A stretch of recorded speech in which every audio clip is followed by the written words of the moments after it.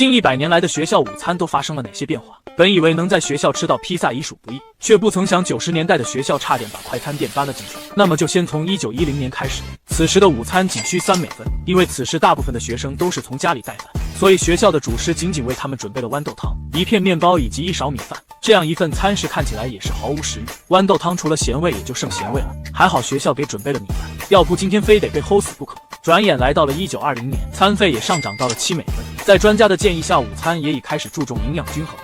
午餐包括了一份加入了牛奶和芝士的三明治，也是让人看着口水直流；一份色泽艳丽的蔬菜什锦和1片面包，饮品则是1杯鲜牛奶。这样的搭配简直是色香味俱全了。奶酪三明治的口感非常松软，入口丝滑且奶香浓郁，只是这份蔬菜什锦的味道就有点一言难尽了。1930年午餐的价格也涨到了10美分。在这个经济大萧条的时代，学校也无力去提供一些营养均衡的饭菜，只能选择一些便宜又简单的东西。一份清汤寡水的菜汤甚至都看不到菜叶，将面包片涂上花生酱制作成了简易版的三明治，外加1个苹果和1杯牛奶便是整顿餐食的全部东西。清汤寡水的蔬菜汤果真是毫无味道可言。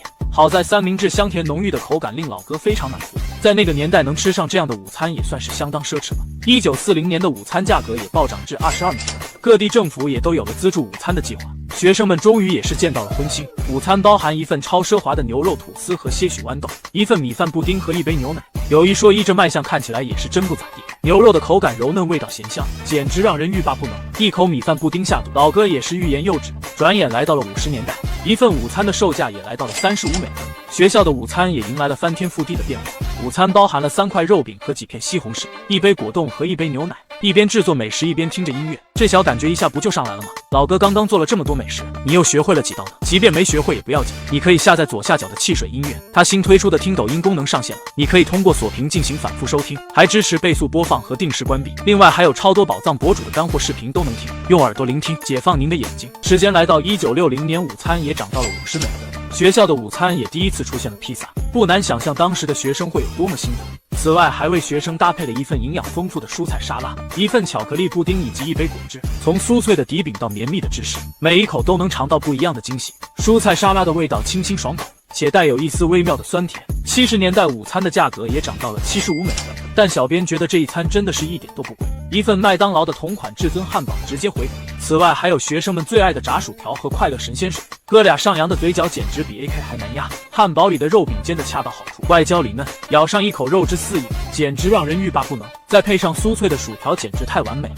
1980年午餐的价格也来到了1美分，此时的午餐主打的就是一个方便快捷，香气扑鼻的炸鸡块搭配上炸薯条，一份香草布丁外加1杯可乐。对于面前的热量炸弹，哥俩的喜爱也溢于言表。布丁也是非常香甜可口，抛开健康不谈，这顿餐食的味道还是相当不错。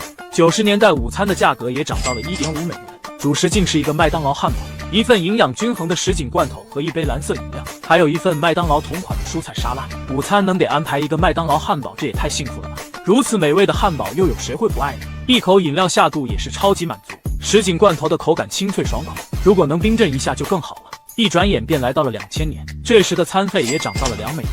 为了降低学生的肥胖率，食材更多的选用了鸡肉。午餐包括了一份烤鸡肉、新鲜的时令蔬菜拼盘、1杯牛奶以及1盘水果。烤鸡的外皮酥脆，肉质鲜嫩多汁，口感更是堪称绝妙。由于2人都是肉食爱好者，所以他们对蔬菜拼盘并不感兴趣。最后10年的午餐价格也飙升到了2.5美金。学校此时对新鲜食材的把控也更加严格。